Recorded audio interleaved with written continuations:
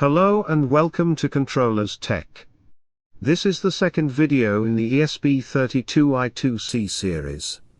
In the previous video we saw how to interface the LCD1602, which was connected using the PCF8574 I2C extender. Today we will see how to read the data from a sensor, and we will also check the functions available in the ESP32 I2C library. I am going to use the MPU6050 accelerometer sensor for today's video. Let me be clear that this video does not cover the full functionality of the sensor. Rather, we will only read the acceleration data, and focus more on how to read data using the I2C in ESP32. This is how the sensor is connected to the ESP32. The clock pin is connected to pin 18, and data is connected to pin 19. The sensor is powered with 3.3 volts from the ESP32 itself. That is all for the connection. Let's open the IDE, and create a new expressive IDF project. Check the section for using the template. Scroll down to Peripherals, then expand the I2C peripheral, and select the I2C Simple project. Let's rename the project, and click Finish. Alright, the project has been generated, and here is the main file. Let me delete all these definitions first. Also delete the MPU6050 related functions. And leave only the I2C initialization in the main function. Let's build the project once, and then we will start dealing with the errors. Alright, let's define this I2C instance first. We will use the I2C0 in this tutorial. Next we need to define the data and clock pins. The clock pin is number 18, and the data pin is 19. Let's change the variables here too. Let's set the I2C clock speed to 400 kHz. You can also set 100 kHz, the sensor works fine with it also. The TX and RX buffers are not used in the master mode, so let's set them to 0. Alright, let's build the code again. We still have some errors, and they are because of these pin definitions. I am using the STM32 definition here. Alright, the errors are gone now, and we can proceed with the video. The I2C Master Init initializes the I2C in the master mode. Note here that the internal pull-ups are enabled for both clock and data pins. After setting the configuration, we call the function I2C parameter config, and pass the configuration to it. Then the function I2C driver install will finally initialize the I2C instance in the master mode. Here the I2C mode is set to master, the TX and RX buffer are disabled in the master mode, and the interrupt flag is set to 0 as we are not using interrupts.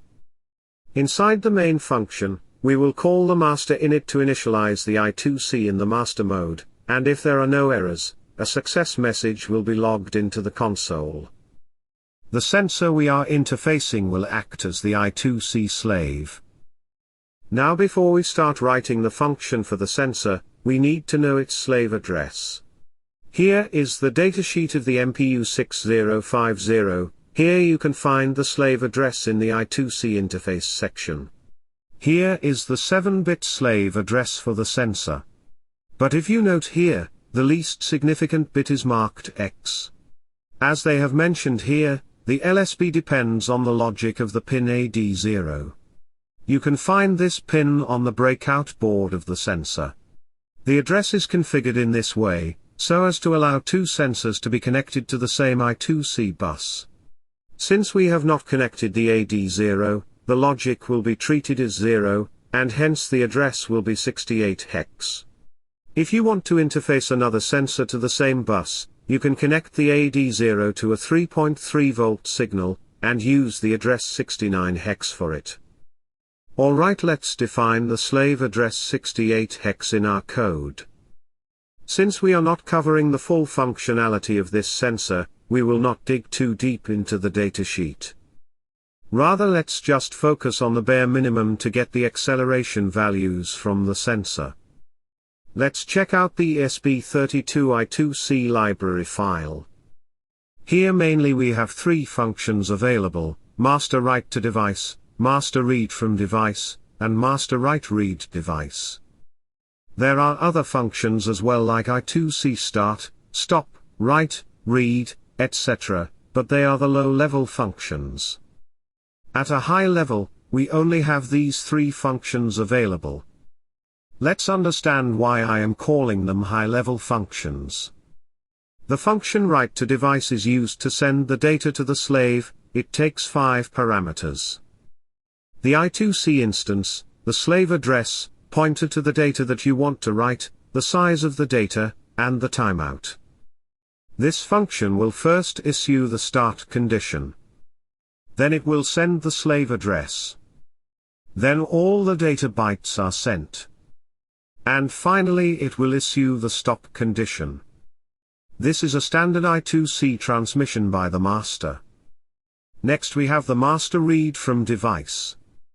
This function is used to read the data from the slave device, and it also takes 5 parameters. The I2C instance, the slave address, pointer to the data where you want to store the received data, the size of the data, and the timeout. This function will first issue the start condition, and then it will send the slave address. Note that the slave address is shifted to the left by 1 place, and then it adds the read bit to it. Actually the slave address for any device is 8-bit wide, where the 7 bits are the actual address, and the least significant bit decides whether it is a write or read operation. The LSB is set to 0 for a write operation, and it is set to 1 for the read operation. In our main function we defined a 7-bit address, and the library takes care of the read and write bit by itself. After sending the slave address, the function starts reading the data. Once the required number of data bytes has been read, the master will issue a negative acknowledgement to indicate the slave to stop the transfer. Finally, it will issue the stop condition.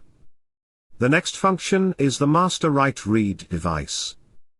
This is the most important of them, especially when we are dealing with a sensor that has data arranged in different memory locations. This function will first write the data to the device, and then start reading the data. It takes 7 parameters in total. The I2C instance, the slave address, pointer to the data that you want to write, the size of the data to write, pointer to the data where you want to store the received data, the size of the data to read, and the timeout. This function will first issue the start condition. Then it will send the slave address with a write bit. Then it will write the required number of data bytes to the device. Next it will again issue a start condition. This is called repeated start in terms of I2C communication.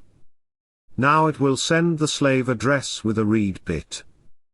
Then it will start reading the data. Once the required number of data bytes has been read, the master will issue a negative acknowledgement to indicate the slave to stop the transfer. Finally, it will issue the stop condition. As I mentioned earlier, you can even directly use these start, stop, write, read conditions, without the use of these high-level functions. But remember that you need to follow the rules of the I2C communication. We will use these high-level functions, as they will serve our purpose for any kind of requirement. Mostly all the sensors have data arranged in memory locations inside them, and MPU6050 is no different. We need to write the data inside these memory locations, and similarly read from them. Let's write a function to read the data from a register inside the 6050. The parameters of the function are the register address inside the sensor where we want to read from, the pointer to the buffer where we want to store the received data to, and the number of bytes that we want to read. Here we will call the function master write read device. Pass the I2C instance, and the slave address. The master needs to first send the address of the register inside the slave device. So pass the register address, and the address is 1 byte in size. Now the master will store the received data into this buffer, and the size of the data to be read will be passed from the function's parameter itself. Let's set the timeout to 2 seconds. Before we can read the acceleration data from this sensor, we will read the ID of the device. Here I have the register map for MPU6050, it contains the details of all the registers in the sensor. Here the last register is Who Am I? This is a read-only register, and it stores a unique ID. The register address is 75 hex, and the data stored in the register is 68 hex. When we read this register we should get this data, and that will verify that the sensor is responding fine. Inside the main function, let's call the function MPU read from the register. We want to read the register 75 hex. The received data will be stored in the data array, and we are reading only 1 byte. We will log this received data to the console. Here X is used for displaying the value in hexadecimal. Alright, let's build the project now. We don't have any errors here. Make sure that the correct device is configured here. It has found the target, so we are good to go. Let's flash the project to the board. Now open the terminal, and connect the serial port. Here you can see we have received the data 68 hex from the sensor. So the sensor is responding fine, and we can proceed with reading acceleration data from it. Let's write another function to write the data into a particular register of the slave device. The parameters of the function will be the register we want to write, and the data byte itself. Here we will call the function master write to device. Pass the I2C instance, and the slave address to the parameters. Now we need to pass the write buffer. Basically we will first send the register byte, followed by the data byte. So let's define an array of 2 bytes first. Then store the register data into this array, followed by the data byte. Now pass the array to the parameter, the size is 2 bytes, and let's set the timeout to 1 second. If you want to write multiple bytes starting from a fixed register, you can create the write buffer with a size 1 greater than the number of data bytes. Then store the register data at the first position, and then copy the rest of the data into the write buffer. Alright, let's check the register map to configure the sensor. Here we are interested in this power management register 1. The register address is 6B hex, and it is responsible for configuring many things. We will reset all the bits of this register to 0. Thus, setting the clock source as an internal 8 MHz oscillator. Also the temperature sensor is not disabled, the sleep is not disabled, but the sensor is also not in the sleep mode. Let's call the function MPU write register, and set all the bits of the register 6B hex to 0. The next register we are interested in is sample rate divider. The address of this register is 19 hex, and all the bits are used to configure the sample rate divider. The value we input here is used in this formula to generate the output sample rate. The gyroscope output rate is fixed at 8 kHz when the digital low-pass filter is disabled. We will keep it disabled, so the rate is definitely at 8 kHz. If we use the sample rate divider value as 7, the sample rate will be 1 kHz. Let's set the value 7 to the register 19 hex. Next we have the configuration register, which is by default reset to 0. With this configuration, the digital low-pass filter is disabled, and the gyroscope rate is fixed at 8 kHz. Next is the gyroscope configuration register, which we are not interested in. Then we have the accelerometer configuration, which is also reset to 0 by default. In this configuration, the accelerometer full-scale range is set to ±2 G. Just keep this in mind, as it will be used later in the calculation. Next we are interested in the accelerometer measurements. The accelerometer data is stored in the 6 registers, starting from the address 3B hex. The acceleration data for each axis is 16-bit wide, and it is split into 2 8-bit registers. After reading the data, we will combine these 2 bytes to make a single 16-bit value. Similarly, we will combine other registers to make 16-bit data in other axes as well. We want to continuously read this data, so let's write the rest of the code in the while loop. Now call the function MPU read from register again. Here we will read 6 bytes of data, starting from the register 3B hex. We will store the data in the data array. Let's define this array for 10 bytes, so that we can store the acceleration data into it. Now we have the data, so let's combine it for each axis. Let's define a signed 16-bit integer, raw x, which will store the combined data. The higher byte is sent first, so we will shift it to the left by 8 places, and then add the lower byte with it. Similarly, combine the data bytes for the y and z axes as well. Now we have the raw 16-bit raw data for all axes, so we will convert it to gravity form. To do so, we will divide the 16-bit raw value by 16,384. This value 16,384 depends on the full-scale range selected in the accelerometer configuration. Here you can see, for the range of ±2 G, there are 16,384 LSBs for 1 G. This means that a value of 16,384 is equivalent to 1 G. So to get the gravity data, we will divide our raw value by 16,384. Similarly, we will get the gravity data in other axes as well. Now we have the data, so let's log it on the console. Here I am using the format .2f, so that the data will be displayed in 2 decimal places. Let's give a delay of 1 second between the measurements. Alright, let's build the project. There are no errors, so let's flash it to the board. Let's check the console for the logs. The sensor is kept stationary, so there should be acceleration in the z-axis.